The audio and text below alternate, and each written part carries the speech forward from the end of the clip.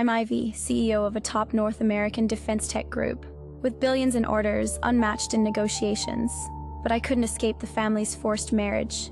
Kael, a seemingly ordinary salesman, caught my eye. I need a husband, a contract marriage for 1 year, generous pay each month, just attend family events. Needed for the Christmas dinner? He agreed without hesitation. Ivy, don't worry, I'll play the part well. I thought I found a lifeline but missed his gaze. I thought I controlled everything, unaware he'd be my salvation. News of my marriage spread throughout the family. The calls were filled with relatives' undisguised mockery. Ivy, have you lost your mind? He quietly got up, knelt, and picked up my files. Sorry to drag you into this mess. The contract states this is my job. No need to apologize. In the following days, he took care of all the chores. A family photo, he merely glanced at it. The night before leaving, I saw him pack his simple bag, but I overlooked the scar on his wrist. The ring's pattern was far from ordinary. On the way to the town, Kael remained gentle. Occasionally glancing at him, I felt a strange calm. A Maybach suddenly blocked our car. It was Jasper, the real estate mogul who pursued me. Ivy, is this your new man? Kael's eyes snapped open, a chill in his gaze. Who I am is not for you to comment on. Stay away from my wife. His aura completely changed, like a beast. A poor kid daring to show off in front of me. Kael gave him a cold glance. Jasper fell silent. Didn't scare you, did I? My doubts deepened. What secret was he hiding? The car entered the old mansion. Parents showed disappointment. Ivy, are you sure? He's not good enough for you. Mom, it's enough that I like him. You've worked hard. At dinner, the family gathered. The atmosphere was awkward. Young man, what's your job? What's your monthly income? Everyone stopped eating, waiting to see him fail. I'm an ordinary product salesman. My monthly income is about $3,000. Relatives erupted, disparaging him with chatter. $3,000 can't even pay rent. Marrying a salesman disgraces the family. He quietly listened to the mockery, his eyes unfazed. I felt guilty. I dragged him into this farce. Young man, be sensible. Leave Ivy. Ivy and I truly love each other. We won't separate. A simple sentence silenced the table instantly. The next morning, the doorbell rang incessantly. It was Jasper at the door, full of swagger. Merry Christmas, Ivy. See if you like these. Some can't even afford a gift, yet dare to be with Ivy. Kael calmly read the newspaper, as if he didn't hear. Ivy, come with me. Don't be with this loser. Kael pulled Jasper's hand away. Stay away from my wife. Touch her again. I'll break you. Don't be smug. At the Christmas dinner, I'll show you. He glared fiercely at Kael, then turned and left. Didn't scare you, did I? His aura was not something an ordinary salesman possessed. News of the Christmas dinner spread through the town. Relatives were waiting to see me and Kael fail. Maybe don't bring him to avoid embarrassment. Jasper ordered haute couture. He likely has none. I'll bring Kael, he is my husband. Kael quietly helped me with my dinner dress. At night, I sat in the courtyard, watching stars. Christmas dinner, don't worry, I'm here. His gentle voice gave me reassuring strength. This dinner would be a turning point in our relationship. The day before the Christmas dinner, I specifically took Kael to the town's mall. Wanted to buy him a suitable suit, after all. You can't be too shabby for a dinner party. After browsing several stores, I finally chose a moderately priced black suit. Kael went into the fitting room and quickly came out in the suit. The black suit made him look tall and handsome. He looked even better than the models. I was momentarily stunned. Just as I was dazed, I inadvertently saw a faint scar on his wrist. Where did this scar come from? Nothing, just accidentally scratched by a metal shelf before. This suit fits me well, thank you, Ivy. Leaving the mall, I looked at his back and my doubts grew stronger. That scar was definitely not an ordinary scratch. This man had more secrets than I imagined. The Christmas dinner was held as scheduled at the town's most luxurious hotel ballroom. But as soon as we entered the ballroom, countless strange gazes fell on us. Some whispered, some covered their mouths and chuckled, and some pointed at us. I clutched Kael's hand. He felt my tension and gently patted the back of my hand. Just then, Jasper, with a socialite, walked straight past us. He deliberately turned sideways and bumped Kael's shoulder hard. Kael stood firm. Jasper turned back, a mocking smile on his lips, and raised an eyebrow at me. Then he put his arm around the socialite and swaggered to the center of the ballroom. Ignore him, let's go sit over there. But I noticed a hint of playfulness in Kael's eyes. The music in the ballroom was melodious, and I knew this evening's contest had just begun. Halfway through the dinner, Uncle, holding a wine glass, walked to our table. He was the elder of the family, always liked to put on airs, looking at Kael with a challenging tone. Kael didn't refuse, stood up, picked up the wine bottle, and calmly began pouring wine. But just as he was pouring wine for Uncle suddenly deliberately raised his hand and bumped Kael's arm. The red wine instantly spilled out, and more than half a bottle poured onto Kael's black suit. His words drew laughter from the surrounding guests, and everyone looked at Kael. But Kael still didn't get angry. He just took out a white handkerchief from his pocket and gently wiped it. Yet, in his eyes, there was a subtle coldness, like a winter wind. It's nothing, just a small matter. Looking at the stain on his suit, my heart was filled with pity and anger. But he gently squeezed my hand, signaling me not to be angry. At that moment, I increasingly felt that this man was far from as simple as he seemed. Seeing Uncle succeed in provoking Kael, Jasper became even more unrestrained.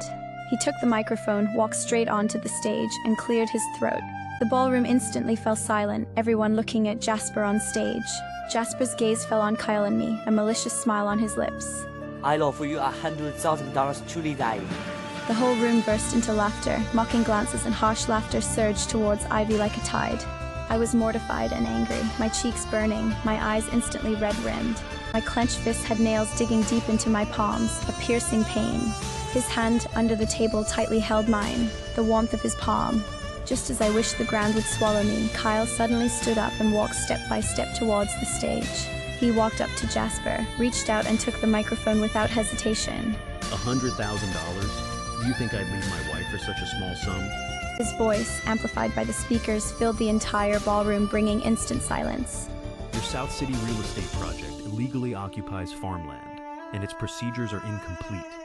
The West City apartment building cut corners, walls are cracking, and owners have repeatedly complained. Your overseas investment last month swindled out of tens of millions of dollars. Your company's capital chain is broken. With each sentence he spoke, Jasper's face paled a bit, and fine beads of sweat appeared on his forehead. He never expected a salesman to know so much about his company. Your own company is in dire straits, yet you dare to meddle in my life? The entire hall was silent, everyone staring dumbfounded at Kael on stage. I sat in the audience, utterly shocked. Who exactly was this man? How could he know so many secrets about Jasper's company? Kael's words silenced the entire banquet hall. Stop talking nonsense here. How could a small salesman without a stable job understand business operations? He must be making things up, trying to fool us. Some relatives echoed, saying Kael was boasting. Kael turned to look at the uncle, his eyes unwavering. He calmly took out his phone and unlocked the screen. Investigate all violations of Jasper's real estate company. Send the evidence to the Town Chamber of Commerce now, immediately. He hung up the phone and put it back in his pocket. A simple sentence made the uncle panic instantly, because he knew the Town Chamber of Commerce had immense power. If violations were found, the company would be sealed and the family's reputation affected. The banquet hall fell silent once again. Their eyes, once mocking, turned to surprise and doubt.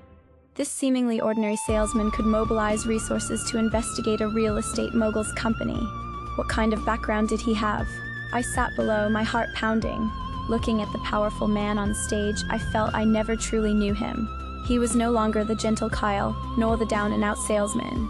He was like a powerful figure, every move commanding authority. In business, rules come first. Cutting corners and taking shortcuts will eventually lead to ruin. His composure and insight are not what an ordinary salesman possesses. Who exactly is he? Why did he pretend to be a salesman to marry me? He stepped off the stage, his aura instantly becoming gentle. Were you scared?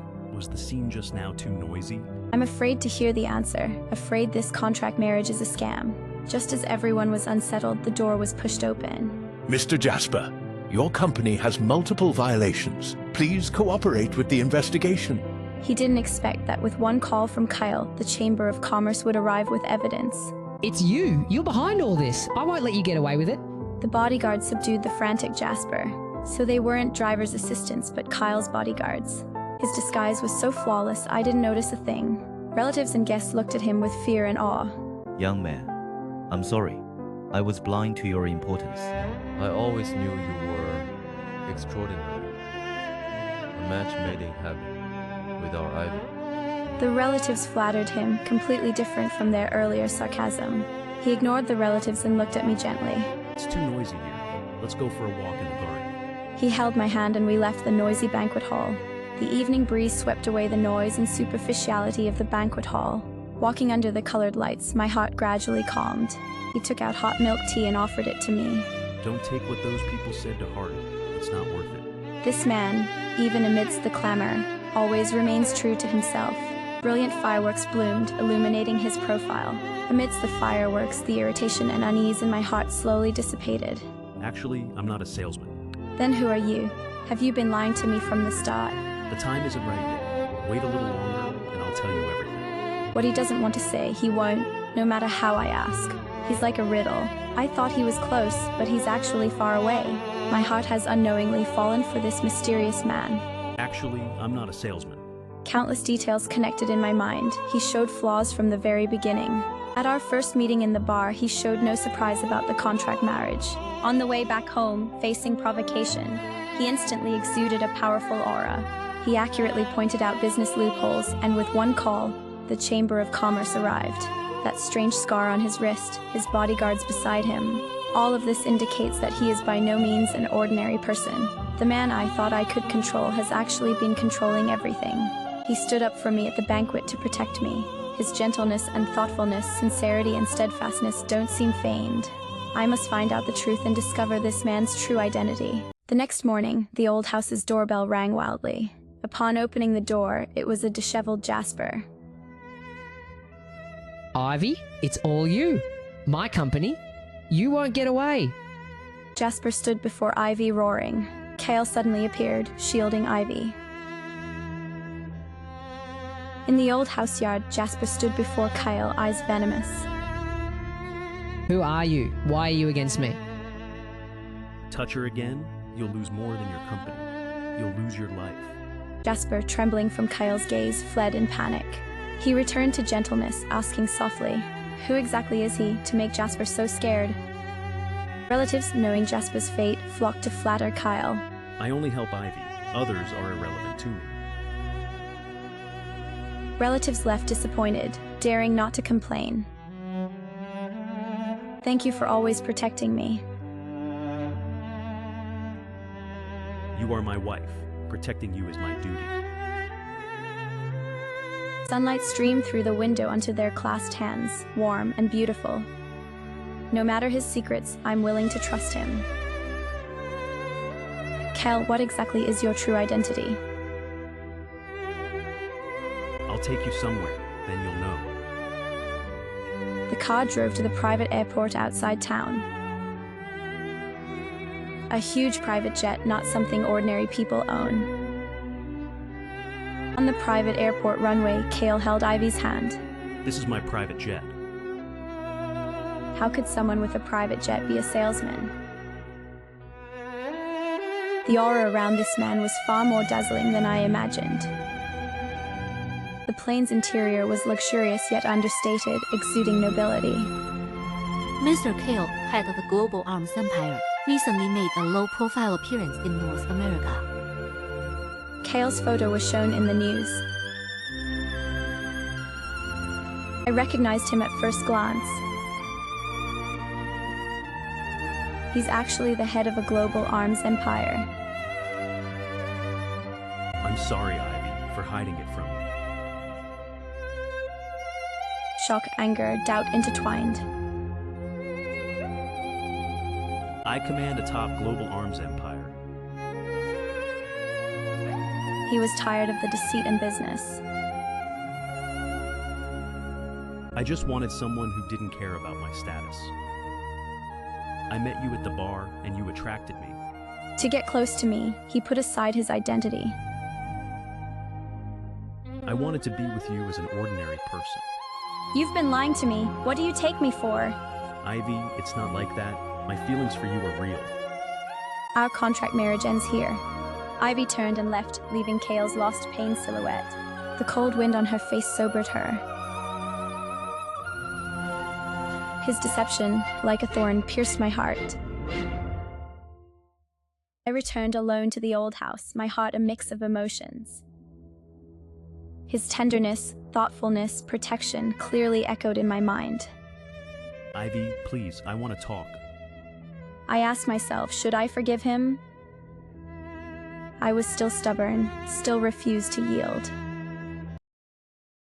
I stayed in my room in the old mansion all day long. Kael waited outside the door all day without leaving. In the evening, I finally opened the door. Seeing me open the door, his eyes lit up instantly. This is the Christmas gift I prepared. I hesitated for a moment but took the gift box. Inside was a custom diamond ring engraved with our names. Ivy, I'm sorry, I know I was wrong. But my feelings for you have always been true. I want our marriage to be real. To be your husband for life. To protect you, okay? My heart softened a bit. These were tears of emotion. As I hesitated, family elders suddenly gathered. I walked into the living room. The elders looked unhappy. Ivy, we already know his true identity. He wants to annex our company through marriage. How could such a big shot disguise himself? Ivy, don't be fooled by his sweet talk. They only saw profit, not Kael's true heart. Kael listened quietly, turning to me with trust. Elders, I can assure you, my group will inject 10 billion USD. His words were like a bomb. The elders were stunned. I approached Ivy never for profit. Only because I like her, I love her. This life, I will protect Ivy. The elders were speechless. My uncles blushed. Grandpa and Grandma's worry turned into relief. Elders, I want to be with Kael. Only because he is Kael, the one who protects me. Grandpa and Grandma smiled, seeing our clasped hands. My uncles lowered their heads in embarrassment. Thank you, Ivy, for believing in me. I leaned in his arms, filled with happiness. All misunderstandings and doubts vanished. Christmas bells rang again, fireworks lit the sky. In the old mansion's yard, relatives offered blessings. Kael took out our original contract marriage agreement. He tore the agreement to shreds in front of everyone. Ivy, will you marry me? I do. Kael picked up the marriage certificate and signed his name. I also picked up the pen and signed my name. He pulled me into his arms and kissed me. This Christmas, I received the most unexpected surprise. I found my unique happiness.